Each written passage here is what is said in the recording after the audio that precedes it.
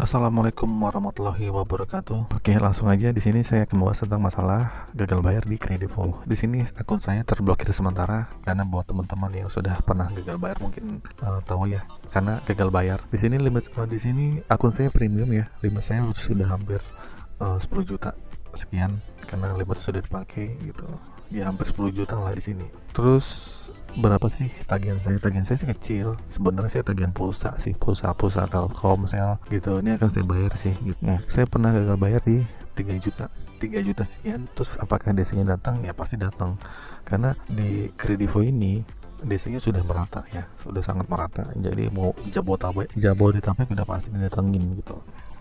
Dan di Jawa Barat, di Jawa Tengah, di Jawa Timur ataupun di Palembang atau lain-lainnya mungkin ada gitu, karena Kredivo ini termasuk yang sudah lumayan terkenal lah pinjaman online ya, seperti kayak Aku Laku dan sebagainya gitu. Dan gimana pengalaman saya? Saya didatangin pas sudah menjelang ke 3 bulan, jadi menjelang 90 hari. Tagihannya hampir 3 juta. DC-nya datang, saya dicicil, sebulan dicicil. Jadi pas datang itu sebenarnya saya agak bingung. Kenapa? Karena setahu seingat saya, mungkin saya lupa ya, saya itu memasuki alamat data saya itu alamat sesuai KTP, tapi nggak tahu kenapa ini DC-nya bisa datang ke alamat tempat kosan saya gitu loh.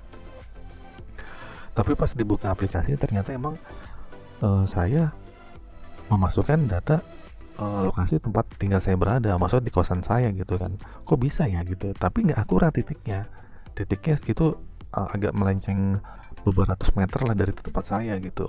Jadi emang kayaknya sih DC-nya tanya-tanya gitu, atau mungkin pas pengajuan saya di lokasi itu, saya terdeteksi di lokasi itu. Ya udah, akhirnya emang di situ yang didatangi, bukan datangin di alamat KTP. Makanya saya juga bingung, karena itu kan ini rawatan saya agak lupa ya. Dulu saya pernah masukin alamat sesuai KTP atau alamat tempat tinggal saya berada gitu ya, di kosan saya.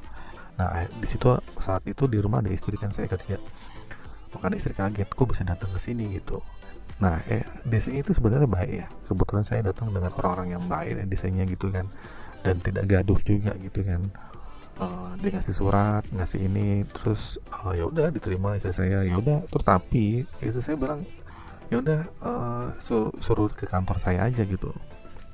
Balik lagi si DC ini nggak mau gitu, seperti di DC Aku Laku yang kemarin ya saya bahas di video ini nih. Nggak datang juga gitu, DC nggak mau datang ke kantor, tapi bolak-balik ke rumah gitu. Saya sih kebetulan emang ada dana, tapi saya pengen cicil, dan kebetulan juga mau di akhir bulan kan. Tapi DC ini bolak-balik rajin banget gitu. Sebelum jatuh tempo, sebelum hari yang saya dijanjikan, dia udah bolak-balik. Misalkan 2 minggu sebelum saya gajian tuh udah datang, dan dia datang lagi gitu. Misalnya seminggu kemudian, dimarahin dong masih saya, ngapain sih mas bolak-balik mulu ke sini gitu kan. Kalau mau ketemu suami saya tinggal ke kantor aja gitu, bisa ketemu, bisa ngobrol. Enggak, saya sekalian lewat doang, mau reminder doang. Ya nggak tahu ya, akhirnya di foto lagi itu kan tempat kosan saya gitu. Mungkin kayaknya sih dia cari poin lah gitu kan. Makanya akhirnya pas sudah saya lunasin semuanya, saya chatting tuh, saya kembali teror balik tuh, saya kembali teror balik nih si DC yang pernah datang ke tempat saya gitu. Saya bilang aja, jangan pernah datang lagi, hidup lo akan terancam kayak gitu. Jangan pernah ngusik hidup gue, dan lo ngapain gitu jadi DC. Dua orang itu yang bolak-balik DC yang berbeda sih akhirnya balas sih, iya mas ini saya cuma tuntutan kerjaan mas, saya cuma cari makan gitu. Secara sih sebenarnya hidup mereka juga jadi DC tuh gak enak ya. Mereka punya 2 nomor kali ya, nomor buat kerja, nomor buat pribadi beda gitu kan. Salah satu yang curhat ke saya DC ya begitu gitu, mereka tuh gajinya tuh di bawah UMR gitu. Gaji kecil banget, mungkin 1 juta 2 juta kali pokoknya. Tapi kalau mereka dapat ketemu customer, ketemu nasabah beberapa, mungkin dia dapat poin gitu kan. Akhirnya mungkin sehari bisa 10 atau mungkin lebih ya, mungkin 20 kan lumayan tuh gitu. Nggak tahu poinnya berapa, saya nggak tahu kan. Nah gitu, jadi mereka sebenarnya juga kerjanya di bawah tekanan juga gitu, mesti ke lapangan. Karena biasanya orang-orang di lapangan itu ya orang yang cuma lulusan SMA gitu, atau mungkin apalah orang-orang baru gitu kan. Orang-orang mungkin yang SMP juga ada, orang-orang Ambon kayak gitu lah, nggak ngerti lah gitu. Kebetulan sih Kredivo ini baik-baik sih datang ya gitu. Dan jadi pertanyaan lagi ya, misalnya kalau teman-teman nanya, mas ini biasanya datang nggak dari ini, Kalau kredivo udah pasti, yang atau mungkin poinnya si DC itu besar. Terus kredivo juga udah banyak customernya, udah banyak nasabahnya, jadi dia punya uang buat ngebiaya untuk DC lapangan untuk bertebaran di lapangan gitu. Jadi buat teman-teman yang pernah gagal bayar di kredivo, mungkin 1 bulan 2 bulan masih oke, masih aman ya. Nah, tapi saya punya trik bagaimana kalau DC itu nggak datang caranya. Biasanya DC itu nggak datang itu di 2 bulan lewat. Mungkin bisa juga yang 3 bulan, mungkin 4 bulan, nggak tahu lah, mungkin tergantung daerahnya.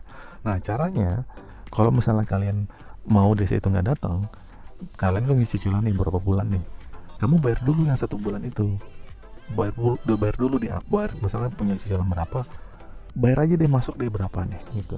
Nanti kalau masuk satu cicilan gitu kan, DC itu nanti menahan buat datang, tandanya orang ini aktif lagi nih buat nyicil. Tapi kalau udah stuck 2 bulan nggak bayar, 3 bulan nggak bayar, macet, DC itu akan mengundang DC. Makanya kalau udah 3 atau 2 atau 3, ini kalian bayar deh di 1 bulan, cicil aja gitu.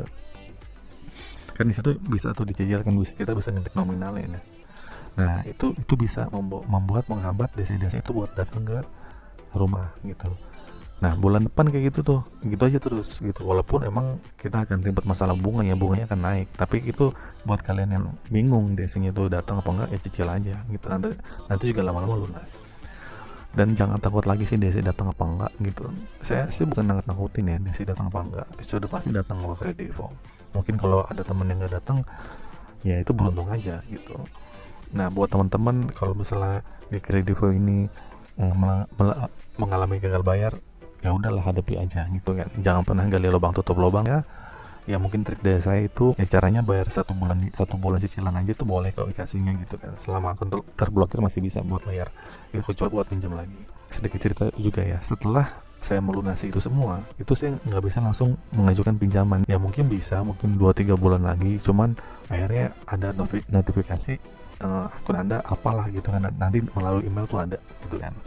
Tapi saya bisa memakai yang di 30 hari, yang limitnya kira-kira hampir 1 juta ini masih bisa dipakai buat beli pulsa, beli apa gitu. Tapi kalau buat belanja limit yang 12 bulan, 6 bulan, 3 bulan ini nggak bisa. Apalagi buat pinjam untuk ini nggak bisa gitu ya, karena skor kreditnya buruk ya di sini saya gitu. Ya itu aja sih dari saya. Mungkin teman-teman punya pengalaman gagal bayar, cerita yuk, komen mungkin kalian punya pertanyaan, tanya aja, mungkin sebisanya saya jawab. Itu aja dari saya. Assalamualaikum warahmatullahi wabarakatuh.